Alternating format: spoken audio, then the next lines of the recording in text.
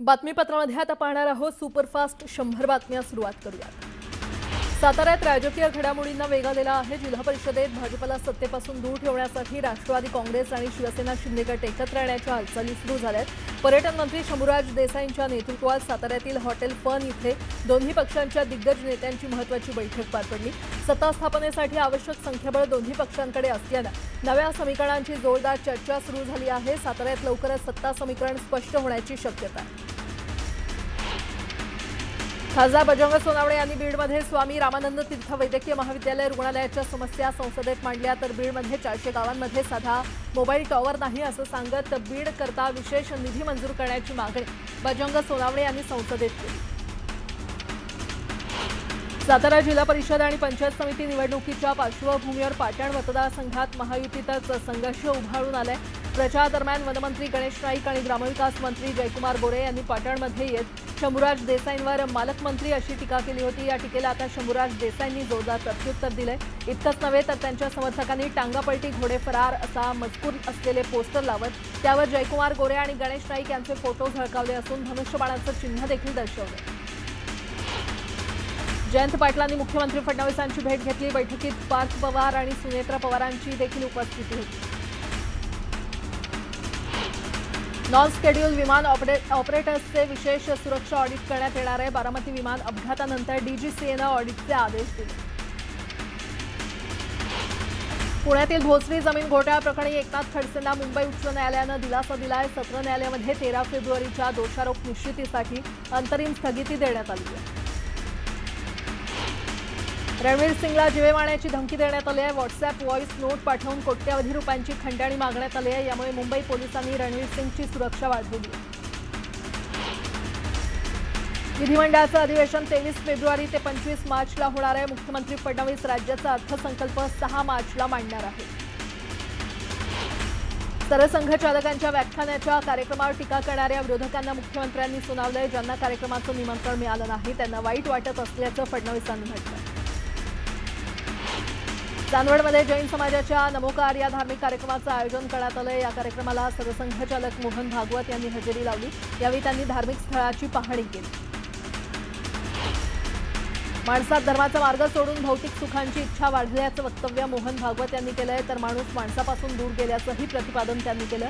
चांदवडमध्ये पंचकल्याण महोत्सवात बोलताना त्यांनी हे वक्तव्य केलं। मनोज जरांगे हे मीडियाचा पोपट असल्याची टीका अजय महाराज बारस्कर यांनी केली आहे। तर जरांगेंनी केलेले आरोप बिनबुडाचे असल्याचंही ते म्हटलंय। पुरावे द्या अन्यथा कोर्टात खेचण्याचा इशारा बारस्कर यांनी दिलाय। लोकसभा अध्यक्ष ओम बिर्लांविरोधात काँग्रेसकडून अविश्वास ठराव आणलाय। काँग्रेसच्या अविश्वास प्रस्तावावर 118 खासदारांच्या सह्या आहेत। बाबा सिद्दीकी हत्या प्रकरणातील सर्व आरोपींना विशेष मकोका कोर्टासमोर हजर करण्यात आलंय। सर्व आरोपींवर आरोप निश्चित करण्यात आलाय। या प्रकरणाची 24 तारखेपासून सुनावणीला सुरुवात होणार आहे। पुणे जिल्हा परिषदेच्या बावडा लुमेवाडी या गटामधून राष्ट्रवादीच्या अंकिता पाटील ठाकरेंनी विजय प्राप्त केलेला आहे। अंकिता पाटील या माजी सहकार मंत्री हर्षवर्धन पाटील यांच्या कन्या आहेत। राज्य विधिमंडळाच्या अर्थसंकल्पीय अधिवेशनाचं कामकाज 20 दिवस चालणार आहे। 6 मार्च रोजी दोन्ही सभागृहात 2026-27 या वर्षाचा अर्थसंकल्प सादर केला जाईल। अधिवेशनाला 23 फेब्रुवारीपासून सुरुवात होईल। या काळात होळी आणि गुढीपाडवा सुट्ट्या आहेत। त्यामुळे पहिल्या आठवड्यात म्हणजे शनिवारी 28 फेब्रुवारीला कामकाज सुरू राहणार आहे। मुंबईतील एम पूर्व आणि एम पश्चिम विभागातील पाणीपुरवठ्यामध्ये सुधारणा करण्यासाठी महापालिका विविध उपाययोजना करते आणि त्याअंतर्गत उद्या मध्यरात्री 2 पासून शुक्रवारी सकाळी 8 पर्यंत अत्यावश्यक कामं हाती घेण्यात येणार आहेत। त्यामुळे मानखुर्द आणि चेंबूरमधील पाणीपुरवठा 30 तास बंद राहणार आहे आणि त्यामुळे पाणी जपून वापरण्याचं आवाहन पालिकेनं केलं। मुंबईतील एल्फिन्स्टन पुलाचं काम पश्चिम रेल्वेच्या हद्दीतील पाडकाम वेगानं पूर्णत्वास नेण्यात आलं। मात्र मध्य रेल्वेच्या हद्दीतील पुलाचा सांगाडा हटवण्याचं काम लटकलंय। हे काम पूर्ण करण्यासाठी महारेलनं मध्य रेल्वे मार्गावर 12 तासांचा मोठा ब्लॉक मागितलाय आणि त्याला रेल्वे बोर्डानं अद्याप परवानगी दिलेली नाही। त्यामुळे मध्य रेल्वेच्या हद्दीतील पुलाचं पाडकाम रेंगाळण्याची चिन्ह आहे। लोकल व मेल एक्सप्रेस गाड्यांवर होणाऱ्या दगडफेकीच्या घटना तसंच फटका टोळीचा वाढता उपद्रव रोखण्यासाठी रेल्वे पोलिसांनी विशेष सतर्कता बाळगलेली आहे। पश्चिम आणि मध्य रेल्वे मार्गावरील जवळपास 60 धोकादायक ठिकाणांवर पोलीस करडी नजर ठेवणार आहेत। दगडफेक करणारे आणि फटका टोळीच्या सदस्यांवर कठोर कारवाई केली जाणार असल्याची माहिती जीआरपीच्या वरिष्ठ अधिकाऱ्यांनी दिली। देशातील सर्वात मोठ्या आणि सर्वात महाग प्रॉपर्टी बाजारात मुंबई शहरानं जानेवारीमध्ये स्टॅम्प ड्युटी कलेक्शनमध्ये एक नवा रेकॉर्ड नोंदवलाय। जानेवारीमध्ये मुंबईत एकूण 11,219 प्रॉपर्टीचं रजिस्ट्रेशन झालेलं आहे। या व्यवहारातून राज्य सरकारला 1,012 कोटी रुपयांची स्टॅम्प ड्युटी मिळाली आहे। रजिस्ट्रेशनची संख्या गेल्या वर्षीच्या तुलनेमध्ये 8% कमी आहे, मात्र कमाईमध्ये वार्षिक आधारावर 2% जास्त आहे।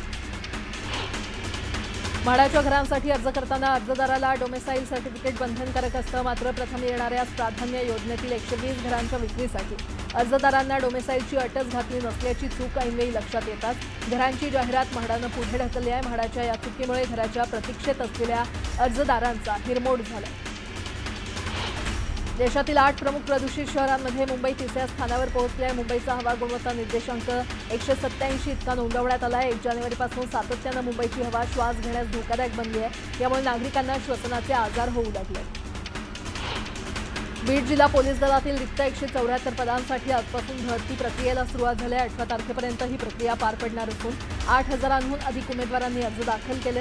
बीड शहरातील पोलीस मुख्यालय कवायत मैदानावर प्रक्रिया सुरू करण्यात आली आहे। संपूर्ण प्रक्रिया पारदर्शक राहावी यासाठी अत्याधुनिक तंत्रज्ञानाचा वापर केला जातोय। सर्वत्र सीसीटीव्ही आणि व्हिडिओ चित्रीकरणाची व्यवस्था करण्यात आली आहे।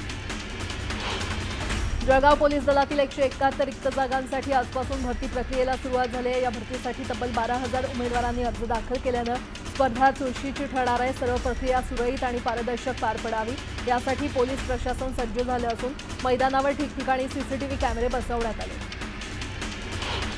मध्य रेल्वेनं छत्रपती शिवाजी महाराज टर्मिनस ते नागपूर, कोल्हापूर, सावंतवाडी आणि लोकमान्य टिळक टर्मिनस ते नागपूर दरम्यान 24 विशेष मेल एक्सप्रेसची घोषणा केलेली आहे। प्रवासी मागणी वाढती असल्यानं या ट्रेनचं नियोजन करण्यात आलं आहे। या विशेष ट्रेन 12 फेब्रुवारी ते 21 फेब्रुवारी या कालावधीमध्ये चालवण्यात येणार आहे। म्हाडाच्या लॉटरीची शृंखला पुढे सुरू ठेवत पुणे मंडळातर्फे येत्या मार्चमध्ये 3,000 परवडणाऱ्या घरांच्या विक्रीसाठी लॉटरी काढण्यात येईल अशी घोषणा पुणे मंडळाचे सभापती शिवाजीराव आढळराव पाटील यांनी केली आहे। शिरूर इथे 574 सदनिका आणि खराबवाडी इथे 194 व्यापारी गाळे बांधण्याचं काम प्रगतीपथावर आहे। ताथवडेचा फेज 1 प्रकल्प यशस्वीरित्या पूर्ण झाला आहे। मुंबई शहरात फेब्रुवारी महिन्यात थंडीऐवजी मे महिन्यासारखा उकाडा आणि उन्हाचे चटके बसू लागल्याचं चित्र आहे। काल कमाल तापमान 35°C इतकं नोंदवलं गेलं आहे। त्याचबरोबर आर्द्रतेचं प्रमाण 80%हून अधिक असल्यामुळे प्रचंड उकाडाही जाणवत होता। अशीच परिस्थिती आणखी काही दिवस राहील असा अंदाज हवामान खात्यानं वर्तवला आहे। मुंबईतील कोस्टल रोडवर वाहन चालकांसाठी एक आगळावेगळा आणि अभिमानाचा अनुभव देणारी अभिनव संगीत संकल्पना प्रत्यक्षात आली आहे। या रस्त्यावर विशेष तंत्रज्ञानयुक्त संगीत पट्टे बसवण्यात आले आहेत। या संगीत मार्गावरील पट्ट्यांवरून वाहन गेल्यावर स्लमडॉग मिलिनियर चित्रपटातील जय हो हे गाणं ऐकू येणार आहे।